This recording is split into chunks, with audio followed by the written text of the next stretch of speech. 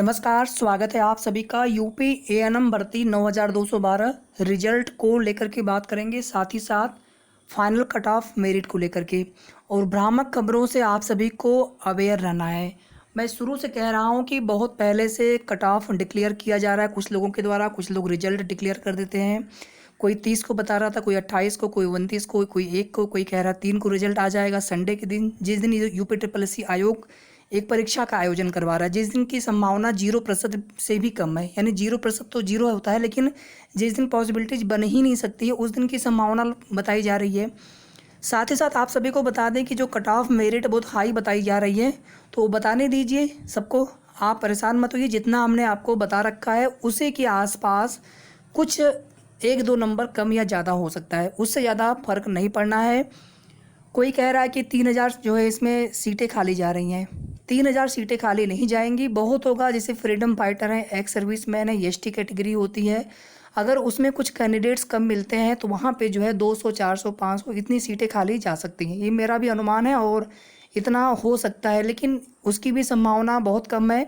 Freedom fighter, ST और ex serviceman में total कितने कैंडिडेट्स हैं वो संख्या पता नहीं चल पा रही है। जितनी सीटें हैं वो तो पता है सभी को, ऑफिशियल जो नोटिफिकेशन आया था एएनएम का, लेकिन उसमें कितने कैंडिडेट्स हैं, फ्रीडम फाइटर के कितने हैं, एक्स सर्विसमैन के कितने हैं, एसटी के कितने हैं, वो एग्जैक्टली पता नहीं चल पा रहा है। तो अगर सीटें खाली जाएंगी तो यूनिक कैटेगरी में सीटें खाली जाएंगी, बाकी जनरल में, ओबीसी में, एससी में, ईडब्ल्यूएस में कैंडिडेट्स वैसे भी बहुत ज़्यादा हैं। यानी जितनी सीटें हैं ओबीसी में तो लगभग 2-3 गुना कैंडिडेट्स हो सकते हैं सीटों के सापेक्ष। जनरल में तो सभी लोग होते हैं, जनरल की बात छोड़ दीजिए। एससी कैटेगरी है तो उसमें भी जितनी सीटें हैं उसके लगभग 2 गुने के आसपास कैंडिडेट हो सकते हैं। ईडब्ल्यूएस में भी लगभग 1.25 गुना 1.5 गुना के आसपास कैंडिडेट हो सकते हैं। तो हर जगह कैंडिडेट्स ज़्यादा हैं। और मैं बार बार कह रहा हूँ आप सभी से कि डीबी रिजेक्ट बहुत रेयर केस में होता है, जिनकी एलिजिबिलिटी नहीं होती है भर्ती के लिए। जैसे वो जो भर्ती के लिए एलिजिबल नहीं है, मान लीजिए किसी जीएनएम के कैंडिडेट थे, उनका डॉक्यूमेंट्स वहाँ पे ओके करके जमा करा लिया गया था शुरुआत में, बाद में नहीं ले रहे थे तो उनका रिजेक्ट होगा। कोई अपियरिंग वाले थे जिनका रिजल्ट बाद में आया था, या फिर किसी ने अपना डॉक्यूमेंट्स दिया ही ना हो, ओरिजिनल वेरीफाई ही ना करवाया हो। अगर आपने डॉक्यूमेंट्स दिया है तो आपका डीबी रिजेक्ट उसमें नहीं होता है। और बात रही कास्ट और ईडब्ल्यूएस वाला, तो उसमें अगर आपका डॉक्यूमेंट्स वैलिड नहीं होता है तो आपको अपनी कैटेगरी का बेनिफिट नहीं मिलने वाला है। फिर आपको यूआर की मेरिट पर फाइट करना होगा। अगर आप यूआर की मेरिट में आते हैं तो ठीक है, नहीं अगर आते हैं तो कहीं ना कहीं फिर आप सिलेक्शन से, ऐसे कैंडिडेट्स सिलेक्शन से वंचित हो सकते हैं। बस इतना ही होगा। और जब आप डॉक्यूमेंट वेरिफिकेशन करा रहे थे उस टाइम पे हमने आपको बताया भी था कि जिनको थोड़ा भी डाउट लगे अपने कास्ट सर्टिफिकेट को लेकर के, ईडब्ल्यूएस सर्टिफिकेट को लेकर के, तो आप एक एफिडेविट ज़रूर लगा दीजिएगा। उससे ये होता है कि आपने जो भी डॉक्यूमेंट्स आपके पास थे उसमें अवेलेबल, आपने उसके आधार पे फॉर्म में भर दिया था। अगर वो डॉक्यूमेंट्स वैलिड नहीं होते हैं तो कहीं ना कहीं आपने वहाँ पर कोई गलती जानबूझ करके नहीं करी है। तो एक एफिडेविट का हमने देने के लिए आप सभी को बताया था वहाँ पर।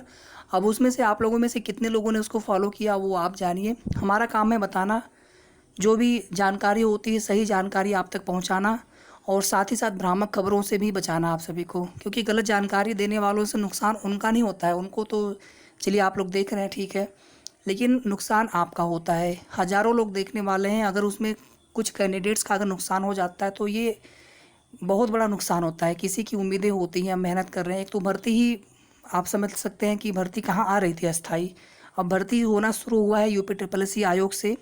अभी जो एक 8037 वाला भर्ती वाला आप लोग पूछते रहते हैं, तो वो भर्ती जो है आपकी एनएचएम वाली है, जिसमें पीईटी के लिए भी कोई अनिवार्यता नहीं है। जो भर्तियां आपकी यूपी ट्रिपल एससी आयोग करवाएगा उन्हीं भर्तियों के लिए आपको पीईटी अनिवार्य होगा। यूपी ट्रिपल एससी से कोई भी भर्ती होगी, बिना पीईटी के आप उसमें अप्लाई नहीं कर सकते हैं। कुछ एडेड के विद्यालयों में लिपिक क्लर्क के लिए भी भर्ती होने वाली है, देखिए कब तक होती है। तो उसमें भी पीईटी के नंबर जुड़ेंगे, तो कहीं पर पीईटी का कट ऑफ देखा जाएगा। ये आयोग के ऊपर पूरी तरह से उन्होंने कोई एक क्राइटेरिया नहीं बनाया हुआ है। और अब पीईटी 2022 आयोजित होने जा रहा है, तो यहाँ पर कैंडिडेट्स की मांग है कि यहाँ पर आप एक क्राइटेरिया बना दीजिए कैटेगरी वाइज, जैसे टीईटी में होता है, चाहे यूपी टेट हो, चाहे हरियाणा टेट हो, पंजाब टेट हो, बिहार टेट हो, सी टेट हो, कोई भी टेट हो, तो उसमें एक क्राइटेरिया होता है कि इतने नंबर आप हैं तो आप पासिंग मार्क हैं और आगे स्टेज में आप जो है भाग ले सकते हैं, मतलब आप वहाँ पे परीक्षा में बैठ सकते हैं। तो इसी तरह से ये पीईटी में भी होना चाहिए। खैर ये बात की बात है। अब आ जाते हैं कि जो आपका रिजल्ट है एएनएम का क्या बन करके तैयार है। आयोग ऐसी कोई भी जानकारी अभी फ़िलहाल में किसी के साथ उन्होंने शेयर नहीं किया है। कुछ लोग दावा करते हैं कि रिजल्ट बन करके तैयार है, शासन से अनुमति मिलना बाकी है।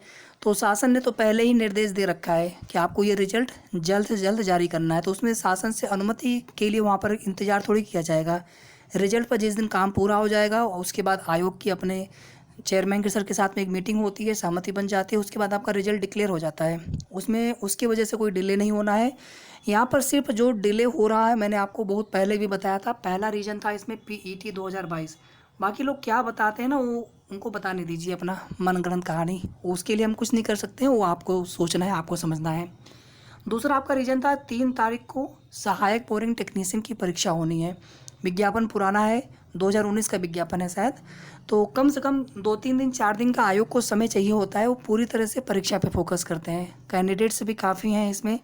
इसके बाद फिर देखिए, जैसे ही ये 3 तारीख को परीक्षा कंप्लीट हो जाती है उसके बाद फिर पूरी तरह से फिर आपकी भर्ती का परिणाम घोषित करना रहेगा आयोग को, क्योंकि आपकी भर्ती के रिजल्ट के बाद फिर आयोग को लोअर का भी रिजल्ट डिक्लेयर करना है, जूनियर असिस्टेंट का भी रिजल्ट डिक्लेयर करना है 2019 वाले का।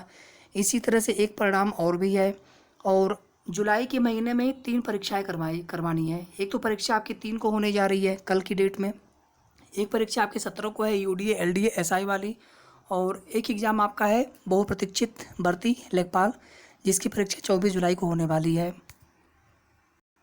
तो हमने आपसे बहुत पहले कहा था कि आप कम से कम जो है 10 जुलाई तक आप वेट करिए। बाकी देखिए आयोग के ऊपर पूरी तरह से होता है, अगर उन्होंने मन बना लिया होगा कि नहीं हमें अभी और लेट करना है तो फिर उसमें कोई कुछ नहीं कर सकता है। लेकिन अभी तक की जो स्थिति है 10 जुलाई की पहले पहले और 4 या 5 जुलाई से लेकर के स्टार्ट करके कभी भी आपका रिजल्ट डिक्लेयर हो सकता है। तो आप मंडे से मान के चलिए कि मंडे से लेकर के 4 जुलाई से लेकर के और 10 जुलाई के बीच में कभी भी जो आपका रिजल्ट है वो डिक्लेयर हो सकता है, किया जा सकता है। रिजल्ट पे काम लगभग बहुत पहले ही पूरा हो चुका था, उसमें केवल प्रमाण पत्रों का थोड़ा बहुत फिर से मिलान किया जा रहा था, ताकि उसमें कोई भी गड़बड़ी की शिकायत न मिले, बाद में कोई भी दिक्कत ना हो। क्योंकि आप लोग जानते हैं कि बहुत सारे डॉक्यूमेंट्स में गलतियाँ भी हुई हैं सबसे, और कोई भी रिजेक्ट लिस्ट उसमें आया नहीं। हालांकि एक रिजेक्ट लिस्ट आने के चांस अभी भी है, लेकिन आयोग ने अभी कोई ऐसा कुछ बताया नहीं उन्होंने कि हम एक रिजेक्ट लिस्ट जारी करेंगे। अगर करते हैं तो फिर उन्हीं कैंडिडेट्स को जा करके दोबारा से अपने डॉक्यूमेंट्स आयोग में जमा करने होंगे, और उसमें बहुत ज़्यादा समय नहीं लगना है, 2-4 दिन में वो पूरा काम कंप्लीट हो जाएगा। और final cut off, final merit आपकी बहुत हाई नहीं जाने वाली, कोई भी केवल 2 कट ऑफ ऐसा कुछ रूल नहीं होता है। सब लोग अपने मन से मनगढ़ंत लोग जो इमेजिन करके आप कह सकते हो चीज़ें बता रहे हैं, जबकि ऐसा कोई भी अपडेट आयोग से नहीं मिल रहा है। जब भी मेरिट आपकी बनेगी सभी कैटेगरी के लिए अलग अलग कट ऑफ जाएगी। बाकी हम लोग मेरिट का इंतज़ार करते हैं, फाइनल रिजल्ट का वेट करते हैं, रिजल्ट आने पर सब कुछ क्लियर हो जाएगा। तनाव आप सभी बिल्कुल मत लीजिए।